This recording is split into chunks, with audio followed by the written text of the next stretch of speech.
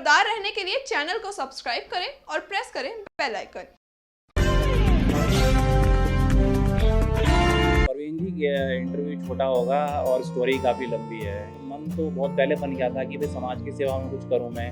लोगों के विचार बन गए कि भाई ये पूनम जिंदल जी के साथ रहता है और वो टिकट का तो देखिए मेरा कोई ऐसा विचार नहीं है। पहले तो नमस्कार, आप देख रहे हैं इंडिया टाइम 24 न्यूज। आपके साथ मैं हूं प्रवीण और आज बोलिए नेताजी में हमारे साथ जो शख्सियत मौजूद हैं वो कोरोना वॉरियर भी रह चुके हैं। उन्होंने घरों में फ्री राशन भी पहुंचाया है, लोगों को खाना भी खिलाया है और हर गरीब तबके का ख्याल रखा है। आज हम उनका इंटरव्यू करेंगे। गोल्डी बेदी जी मेरे साथ हैं। पूरी एहतियात बरतते हुए सोशल डिस्टेंसिंग के साथ आज हम उनसे बात करेंगे। गोल्डी जी, सबसे पहले बहुत बहुत स्वागत है। धन्यवाद प्रवीण जी और नमस्कार दोस्तों।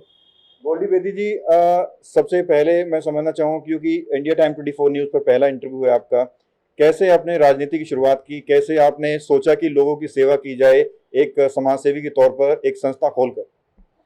सर प्रवीण जी ये इंटरव्यू छोटा होगा और स्टोरी काफ़ी लंबी है। मेरे पिताजी doctor HS. Bedi, Harchand Singh Bedi, Bedi doctor के नाम से जाने जाते थे यहाँ पे। और मेरी पैदाइश जो है यहीं की है, शुरू से हम यहीं पे रह रहे हैं। मेरे पिताजी का असल में जल्दी स्वर्गवास हो गया था मैं जब 13 साल का था। तो उसके बाद आप समझ सकते हैं कि सोशली जिम्मेदारी मेरे ऊपर आ गई सारी, सामाजिक भी और कमाना दमाना सारा, पढ़ाई लिखाई सब कुछ। तो मैं जल्दी दुनियादारी को समझने लग गया। तो पहला चुनाव जो था हमारा विधायक का जो लड़े थे महाबल मिश्रा जी, विनोद शर्मा जी के अगेंस्ट लड़े थे। मैं उस वक्त 17 साल का था जब मैंने उसमें एंटर किया। और उस वक्त हम बड़े मतलब उनसे प्रेरित महाबल मिश्रा जी से रहे हैं, काफ़ी समय उनके साथ भी हमने बिताया है। लेकिन उस समय राजनीति की नॉलेज उतनी ज़्यादा नहीं थी, समाज सेवा की उतनी ज़्यादा मतलब भावना भी उतनी ज़्यादा नहीं थी। पर एक जुनून हुआ करता था उस समय हमारे अंदर कि वही महाबल मिश्रा जी एक अच्छे नेता हैं और बड़ा प्यार और इज्जत मान सम्मान देते थे। हम छोटे थे लेकिन फिर भी तो बड़ा अच्छा लगता था हमें। एक्चुअल में उसके बाद समय जब बीतता गया और जिम्मेवारी बढ़ती गई, बहनों की शादी करनी पड़ी, तो धीरे धीरे जो समाज समझ में आया, कुछ काफ़ी वक्त हमने बहुत बहुत गरीबी में निकाला है, बहुत निर्धन अवस्था में, बस ये समझिए कि पक्का मकान था, उसके अलावा कुछ भी नहीं था। तो उन चीज़ों से एक भावना मन में पैदा हुई लोगों की सेवा करने की, जो खुद पे बीती। वो कहते हैं ना, जब तक खुद पे नहीं बीती जब तक एहसास नहीं होता आदमी को। जब हमारे पे खुद पे बीती, हमने परिवार में देखा, पिताजी की डेथ को देखा, फिर मेरा एक भाई 24 साल की उम्र में वो एक्सपायर हो गया था छोटा, दो डेथ को देखा, 2 शादियाँ करवाई दोनों बहनों की। तो सारी चीज़ें समझ में आने लगी, समाज समझ में आने लगा और परिवार समझ में आने लगा, रिश्ते समझ में आने लगे कि किसी ने साथ दिया, किसी ने साथ नहीं दिया, पराए अपने हो गए, अपने पराए हो गए, और कौन साथ होता है कौन साथ नहीं होता है। सामाजिक स्तर पे हमारी किसने, सोशली स्तर पे या नेता स्तर पे किसने हमारी मदद करी नहीं करी, सारी चीज़ें समझी। उसके बाद आपने मानव दर्पण फाउंडेशन के नाम से एक संस्था खोली और उस संस्था की उपलब्धियों पर मैं चाहूँगा आप कुछ बताएं। परवीन जी ये असल में बहनों की शादी, अपनी शादी और ये सब जिम्मेदारियों का मतलब ये सब दायित्व उठाते उठाते मन तो बहुत पहले बन गया था कि भाई समाज की सेवा में कुछ करूं मैं।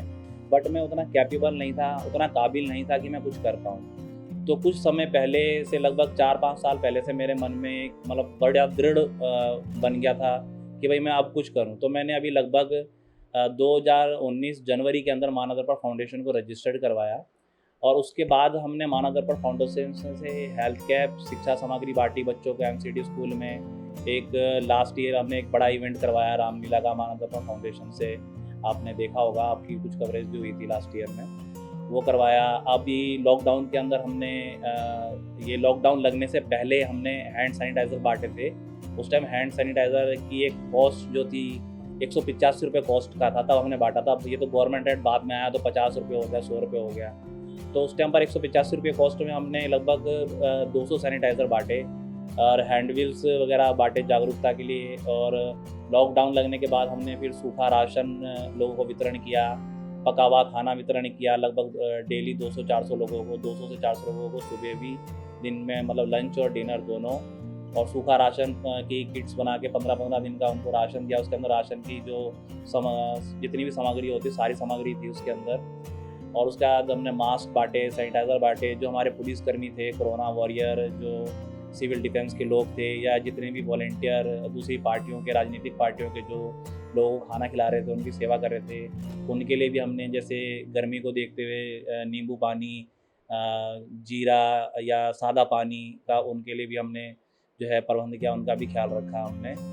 और आज भी हमारी जो है ये सब चल रही है, जो जिन लोगों ने काम किया है उन लोगों के लिए अभी हमने सर्टिफिकेट्स तैयार करके रखे हुए हैं। और हमारा आगे का जो मतलब रणनीति है वो हमारी ये है कि उन लोगों को हम एक प्रेरणा के तौर पे कोरोना वॉरियर के सर्टिफिकेट्स वगैरह प्रोवाइड करेंगे अपनी मानव दर्पण फाउंडेशन एनजीओ के नाम से।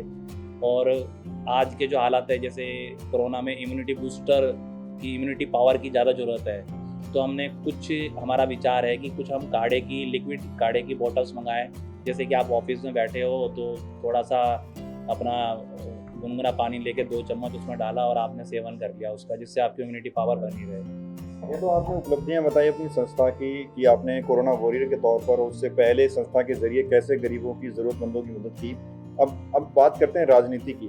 आप राजनीति में भी उतर चुके हैं, लेकिन शुरुआत में 1 साल पहले की अगर बात करें तो आपको बीजेपी नेताओं के साथ देखा जाता था, लेकिन अब विनय मिश्रा आम आदमी पार्टी के साथ, आम आदमी पार्टी की विचारधारा को फॉलो करते हुए देखा जाता है। तो अचानक से ये बदलाव कैसे आया? परवीन जी, देखिए ये विचार लोगों के बन जाते हैं, ये लोगों के विचार हैं कि पूनम जिंदल जी जो यहाँ की क्षेत्रीय निगम पार्षद हैं वार्ड 32 से, उनसे मेरे एक पारिवारिक संबंध है, निजी संबंध है मेरे उनसे। तो उसके अकॉर्डिंग, जैसे समाज सेवी हूँ, संस्था चलाता हूँ, तो उसके अकॉर्डिंग मैं उनके साथ रहता था। उस वक्त विनय मिश्रा जी जो हैं किसी पद पे नहीं थे, किसी पोस्ट पे नहीं थे, लेकिन मैं, ऐसा नहीं है कि विनय मिश्रा जी के टच में नहीं था, मैं उस वक्त भी उनके टच में था और वो मिलते जुलते रहते थे, आते जाते रहते थे, मैं भी आता जाता रहता था। तो लोगों के विचार बन गए कि भाई ये पूनम जिंदल जी के साथ रहता है और वो बीजेपी की हैं, तो गोल्डी बीजेपी का है। अब मैं आपको ये बात क्लियर कर दूं, मैं एक सामाजिक तौर पे, सोशल वर्कर तौर पे उनके साथ रहता था या उनसे मिलता जुलता था या उनके ऑफिस आता जाता था। मैंने बीजेपी ज्वाइन नहीं करी थी और मैं बीजेपी में मेरा कोई ऐसा इंटरेस्ट भी नहीं था। हाँ, व्यक्तिगत रूप से मैं पूनम जिंदल जी से ज़रूर प्रेरित हूँ, एक अच्छी लेडी हैं वो। और विनय मिश्रा जी से जो वो आम आदमी के अंदर जब वो एंटर हुए, आप ना किसी भावना गौड़ के साथ नजर आए, कभी ना आदर्श साथी के साथ नजर आए, सिर्फ पूनम जिंदल को ही आपने सपोर्ट किया था? नहीं, ऐसा नहीं है। देखिए, आप अगर अपनी प्रोफाइल चेक करेंगे, और मैं आपको याद दिलाऊं, दिसंबर में आप ही ने कवरेज करी थी आदर्श शास्त्री जी की, मैंने मीटिंग करवाई थी बरातघर के अंदर। तो इलेक्शन से लगभग 3 महीने पहले हमने एक सोशल मीटिंग करवाई थी जन समस्याओं को लेकर, क्योंकि हमारा दायित्व बनता है। वो मीटिंग मानव दर्पण फाउंडेशन के थ्रू हुई थी, ऐसे मैंने किसी लीडर या किसी पार्टी के थ्रू नहीं कराई थी। तो ऐसा नहीं है कि उस टाइम पर देखो संपर्क बन जाते हैं। आदर्श शास्त्री जी यहाँ पे मिलते नहीं थे, आते नहीं थे, जाते नहीं थे। अब वो चुनाव के टाइम पर दिखे तो हमने उनको बुलाया, उनसे बात करी और समस्याओं को उनके आगे रखा। एक बड़ी मीटिंग उनकी हमने बरातघर में कराई। और पूनम जी जो हैं हमारी वार्ड की हैं, तो वो हमेशा साथ में, मैंने बताया जैसे कि संबंध उनसे अच्छे मधुर संबंध हैं, तो वो हमेशा हमारा साथ देती थी इस मामले में। भाई समाज को लेके कोई भी काम होता था, एनजीओ को अगर उनकी ज़रूरत है तो वो साथ देती थी। बाकी पार्टी वाला उनसे कोई ऐसा नहीं था कि हम बीजेपी में हैं, अगर हम उनके पास जा रहे हैं तो बीजेपी वाला कुछ ऐसा। आदर्श शास्त्री का तो बताया वो मिलते नहीं थे, आते नहीं थे, जाते हैं। अब विधायक है विनय मिश्रा जी, वो तो आते भी हैं, जाते भी हैं, मिलनसार भी हैं। उनसे कैसा तालमेल है गोल्डी बेटी का? देखिए, विनय मिश्रा जी का आपने नाम लिया और जो क्वेश्चन किया, एक नेचुरल सी स्माइल मेरे फेस पे आ गई है। विनय मिश्रा जी के बारे में मैं आपको बताऊं, मैंने जैसे आपको बताया, जब मैं 17 साल का था तो मैंने महाबल मिश्रा जी, उनके पिताजी के साथ मैंने काम किया है, उनको काम करते हुए देखा है, उनके काम के तरीक़ों को देखा है। उसके बाद वो फिर विधायक बने, फिर एमपी बने। तो मेरी जैसे कि पैदाइश यहीं की है, तो मैं बचपन से एक तरीके से महाबल मिश्रा जी को और विनय भाई को देखता आ रहा हूँ। हालांकि विनय भाई से उतना हमारा परिचय नहीं था, उतना मिलना जुलना नहीं था। लगभग पिछले 4-5 सालों से विनय भाई, और अभी पिछले लगभग 1 साल से हम काफ़ी नज़दीक आए हैं विनय भाई के। तो अब मैंने जो उन्हें नज़दीक से जो मैंने उनको समझा है और जो मैंने सपोर्ट करी इस चुनाव में, उसकी 2 वजह रही। एक तो आम आदमी पार्टी जो उसकी वजह रही, वो पहली वजह ये रही आम आदमी पार्टी कि वो आम आदमी पार्टी से चुनाव लड़ रहे थे। दूसरा चुनाव लड़ कौन रहा था, वो जो चुनाव लड़ रहा था उसका नाम था विनय मिश्रा, जो एक्चुअल में एक ऑनेस्ट पर्सन है। मैं उनको अच्छी तरह जानता हूँ, मैं उनसे मिलता जुलता रहता हूँ। एक ईमानदारी उनके अंदर है और एक सच्ची भावना है उनके अंदर सेवा की। वो लगातार प्रयास करते आ रहे थे पर उनको सफलता नहीं मिल रही थी। उनका लगातार प्रयास था लोगों की में सेवा।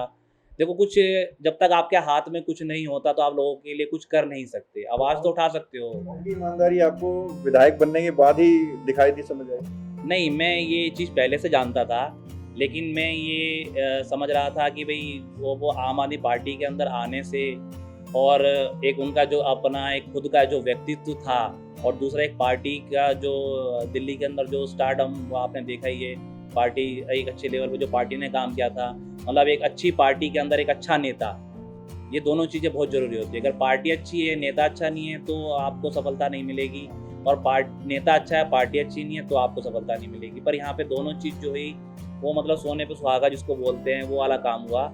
और हमें बड़ी खुशी मिली जिस दिन उनको आम आदमी पार्टी ने टिकट मिली, बल्कि मैं इवन खुद चल के उनके पास गया, मैंने उनका स्वागत किया और खुद उनसे मैंने कहा कि जी हम आपके साथ हैं और हम आपके साथ मिलकर काम करेंगे। क्योंकि मैं आम आदमी पार्टी से तो ऑटोमेटिकली लगभग कुछ समय से प्रेरित हो ही रहा था, लेकिन विनय जी के आने से एक हिम्मत बढ़ गई। क्योंकि युवा साथी, देखो युवा साथी एक सेम एज को समझना भी देखो बहुत बड़ा जो है महत्व रखता है। आप और विनय जी के अंदर ये काबिलियत है, विनय जी के अंदर काबिलियत है अपने से छोटों को समझना, अपने से बड़ों को समझना, अपने बराबर वालों को समझना। वो सबकी इज्जत करते हैं, सबका मान सम्मान करते हैं और बड़ों को आदर, जो जिस तरीके से एक गुण होना चाहिए एक परिवार के अंदर, वो उनके पूरे परिवार में गुण है और विनय जी में भी वो गुण है।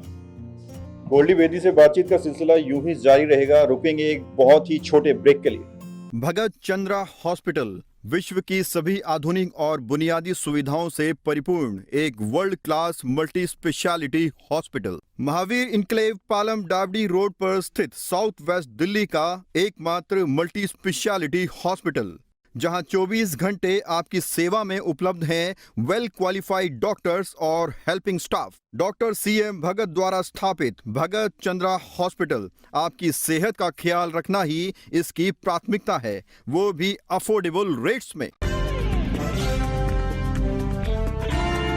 और ब्रेक के बाद एक बार फिर से स्वागत है आपका। हमारे साथ हैं समाज सेवी, नेता और एक आम आदमी पार्टी की विचारधारा का समर्थन करने वाले हमारे साथ बेदी जी हैं। क्या कहेंगे? एक और सवाल मेरा है, जो आपके कॉम्पिटिटर हैं विनय मिश्रा के साथ तो बहुत सारे लोग रहते हैं, कुछ कॉम्पिटिटर हैं, नाम तो मैं नहीं लूँगा, उनका ये कहना है कि गोल्डी बेदी जी रहते हैं पालम विधानसभा में, लेकिन प्रचार करते हैं द्वारका विधानसभा में, सेवा करते हैं लोगों की द्वारका विधानसभा में, तो कहीं ये टिकट विकट के चक्कर में तो नहीं है?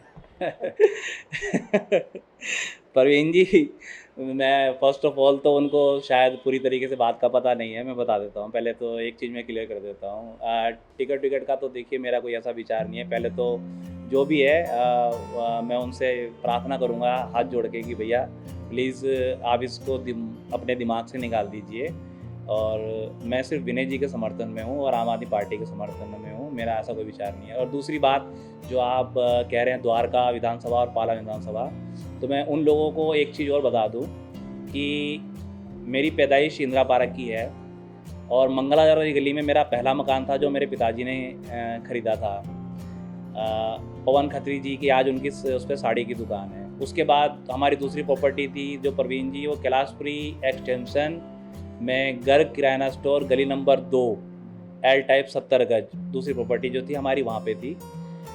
मेरे भाई के, छोटे वाले भाई के एक्सपायर होने के बाद हम लोगों ने वहाँ से थोड़ा सा जैसे मन थोड़ा सा मतलब वो हुआ कि भाई 2 डेथ उस मकान में हुई, मेरे पिताजी की हुई, मेरे भाई की, तो हम थोड़ा सा हमने माहौल चेंज करने के लिए उस प्रॉपर्टी को चेंज किया। लेकिन सर जो मैंने वोट को चेंज नहीं किया, मैं वोटर जो हूँ मैं द्वारका विधानसभा का ही वोटर हूँ।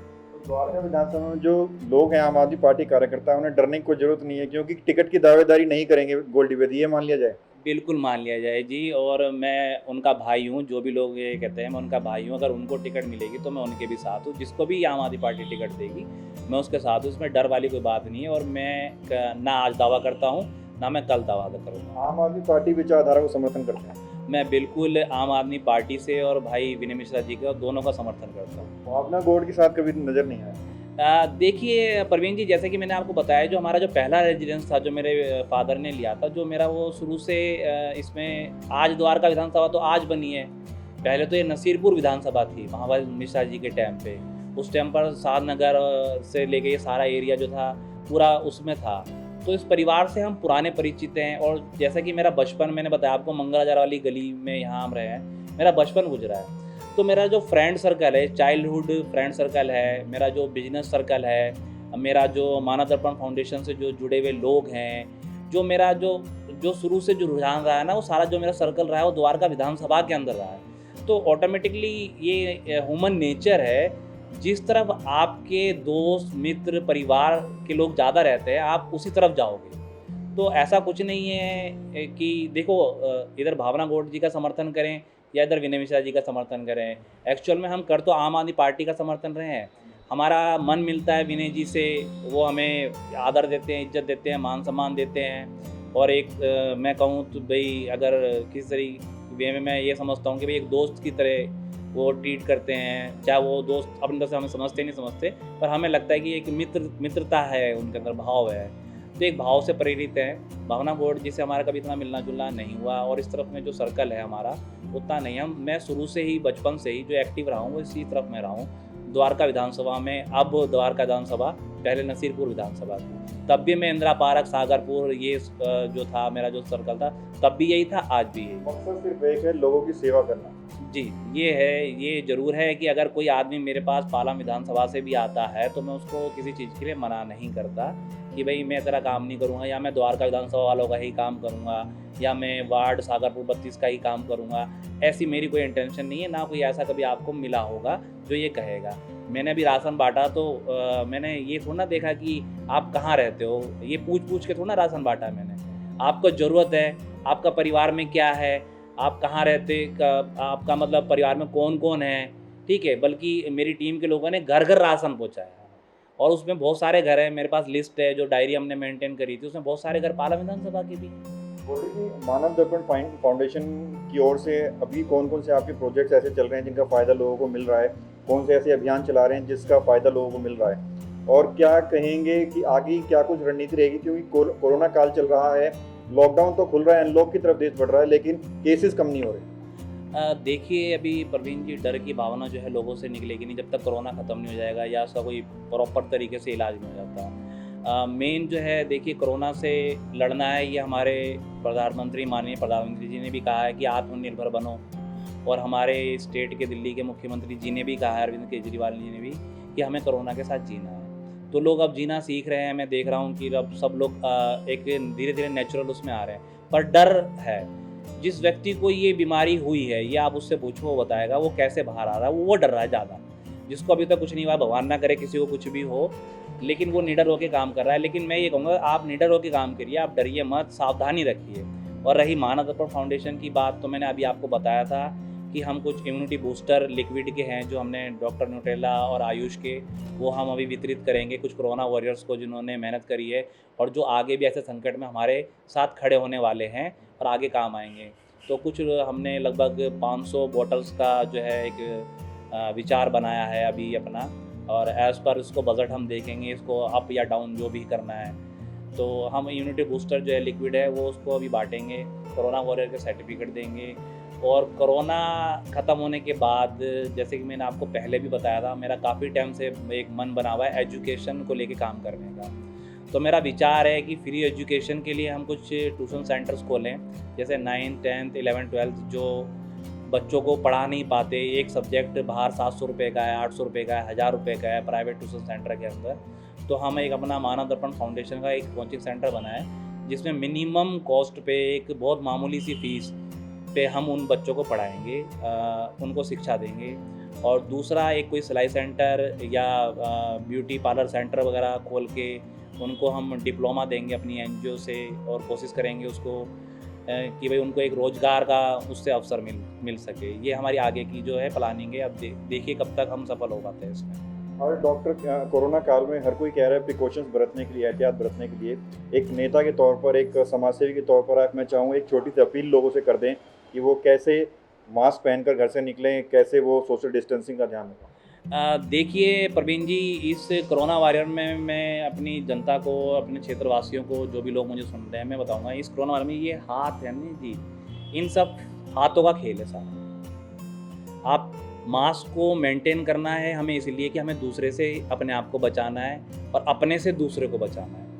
ये दोनों चीज़ों को ध्यान रखना है। मास्क को मेंटेन करना है, सोशल डिस्टेंस को इसलिए मेंटेन करना है हमें कि अगर मेरे को कोई प्रॉब्लम हो तो कोई दूसरे को ना जाए और दूसरे को हो तो मुझे ना हो जाए। और हाथों को बार बार सैनिटाइज हमने इसलिए करना है कि गलती से भी हम बिना सैनिटाइज किए हुए हाथ को या किसी भी चीज़ को छुए हुए हाथ को हम अपने फेस पे, आँख में, नाक में या मुंह में ना लगा ले गलती से भी, या किसी दूसरे व्यक्ति को ना छू दे हम।